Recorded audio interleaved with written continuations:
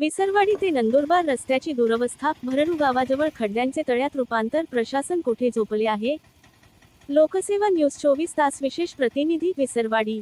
विसरवाडी ते नंदुरबार यांना जोडणारा राज्य महामार्ग क्रमांक 160 च्या मुख्य मार्गाची अवस्था सध्या अत्यंत खराब झाली असून भरडू गावाच्या सुरुवातीलाच रस्त्यावर पडलेले खड्डे आता खोल तळ्यात रूपांतरित झाले आहेत. यामुळे या रस्त्यावरून प्रवास करणाऱ्या नागरिकांचे, वाहन चालकांचे आणि विद्यार्थ्यांचे अक्षरशः हाल होत आहेत.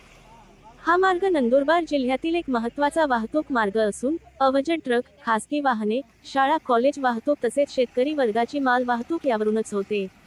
मात्र रस्त्याची दयनीय अवस्था बघता या मार्गावरून प्रवास करणे म्हणजे मृत्यूला निमंत्रण देण्यासारखे झाले आहे. खड्ड्यांचे रूपांतर तळ्यात. पावसामुळे रस्त्यावरचे खड्डे आता पाण्याने भरून खोल गेले असून त्यामध्ये दुचाकीस्वार पडण्याचे अनेक प्रसंग घडले आहेत. अंधारात या खड्ड्यांचा अंदाज न आल्यामुळे अपघाताचा धोका अजूनच वाढला आहे. स्थानिक नागरिकांची मागणी. आम्ही दररोज या रस्त्याने कामाला जातो, शाळा कॉलेज विद्यार्थी याच मार्गावरून प्रवास करतात. मोठमोठे खड्डे आणि त्यात साचलेले पाणी यामुळे अनेक वाहनचालक अपघाताला सामोरे गेले आहेत. प्रशासनाने जर वेळेवर पावले उचलली नाही तर मोठी दुर्घटना होण्याची शक्यता आहे.